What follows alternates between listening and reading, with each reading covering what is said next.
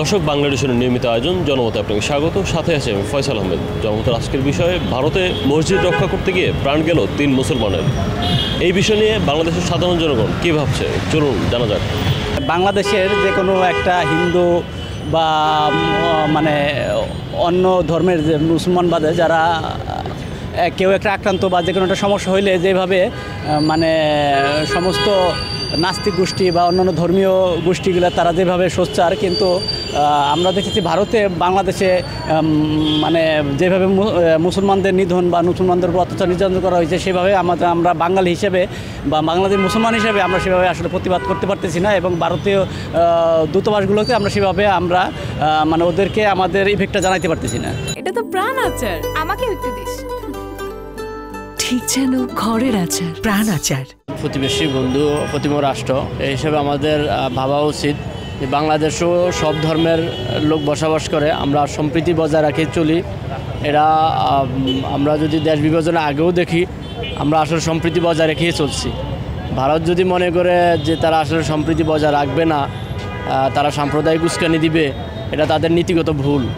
তাদের ভাবা উচিত তারা ওয়ার্ল্ডের মধ্যে তারা নিজেদেরকে গণতান্ত্রিক দেশ হিসাবে ভাবে। আসলে তারা কতটুকু গণতান্ত্রিক তারা তাদের আশেপাশে ঘরের দিকে তাকাইলে তারা দেখবে। বিশ্ববাসী দেখেছে বাংলাদেশে যতই তারা উস্কানিমূলক কর্মকাণ্ড করার চেষ্টা করেছে, আসলে বাংলাদেশ তাতে সাড়া দেয়নি। বাংলাদেশে হিন্দু ধর্ম, বৌদ্ধ, খ্রিস্টান, মুসলিম, অন্য জাতি যারা আছে, গারো, সবাই মিলে আমরা বসবাস করছি। আমাদের এখানে সাম্প্রদায়িক সম্প্রীতি কোনো বিনষ্ট হওয়ার কোনো সুযোগ আগেও ছিল না, এখনও নাই। আমরা সাম্প্রতিক সময়ে অনেকগুলো দুর্ঘটনাই বলবো দেশে ঘটেছে, যা হয়েছে তাতে কিন্তু আমরা কোনো সাম্প্রদায়িক ধর্মীয় আঘাত দেওয়া হয় নাই। আপনারা কিছুদিন আগেও দেখছেন যে হিন্দুদের যে ধর্মীয় বড় পূজা হয়েছে, এই পূজাতে মুসলমানরাই তাদের ধর্মীয় প্রতিষ্ঠানগুলোকে পাহারা দিয়েছে। তো সুতরাং বলতে হবে যে বাংলাদেশে আসলে সাম্প্রদায়িক সম্প্রীতি বিনষ্টের কোনো সুযোগ নাই। ভারত যদি বাংলাদেশকে বন্ধু প্রতিমুখ দেশ মনে করে, তাহলে তাদেরও উচিত বাংলাদেশ থেকে শিক্ষা নেওয়া। বাংলাদেশে হিন্দু সম্প্রদায় বা যারা সনাতন ধর্মাবলম্বীরা আছেন, আমাদের বাংলাদেশের মানুষ যথেষ্ট তাদেরকে সমুদায় রাখার চেষ্টা করে এবং তাদের আপদে বিপদে বিভিন্নভাবে তাদেরকে সহায়তা করে থাকে। এবং ভারতে মসজিদ রক্ষার্থে 3 জন মুসলিম মারা গেছেন। অবশ্যই ভারতের প্রাইম মিনিস্টার এবং যারা আছেন অবশ্যই আমাদের সুসম্পর্ক রাখার জন্য, আমরা যেভাবে সম্পর্ক রাখতে চাই তারাও সুসম্পর্ক রাখার জন্য তাদের এই বিষয়টা একটু নজর দেওয়া উচিত। এতে বলতে আমার তো প্রতিক্রিয়া, তাদের আল্লাহ তাদেরকে হেদায়ত করুক, তাদেরকে ভারতের বুঝার তৌফিক দেব। আর তো তাদের সাথে আমাদের সাথে অন্যদের হয়ে গেছে, এটা নিয়ে তো আর আল্লাহর কাছে আমরা এটুকুই বলতে পারি। আর তারা অতিরিক্ত বাড়াবাড়ি করতেছে, অতিরিক্ত বাড়াবাড়ি কোনো কিছুই ভালো না। সবার ধর্ম যার যার ধর্ম সে করবে, এটা অন্য কেউ বাধা দেওয়ানোর ক্ষমতা নেই। আপনার ধর্ম আপনি করবেন, আমার ধর্ম আমি করব, কিন্তু ধর্ম লইয়া কেউটা কেউ কটূক্ত করতে পারবো না। ভারত তো বাংলাদেশের ক্ষতিই করতে চায়, ভারত তো বাংলাদেশের ভালো চায় না, এটাই হলো মূল কথা। এই বিষয়টা তো খুবই খারাপ। মুসলমানদের উপরে একটা মনে করেন যে একটা হিংসামূলক আচরণ করা হচ্ছে, বিধর্মীরা করছে, আবার তারাই মনে করেন যে মুসলমানদের উপরে একটা অন্যভাবে একটা চাপ সৃষ্টি করছে।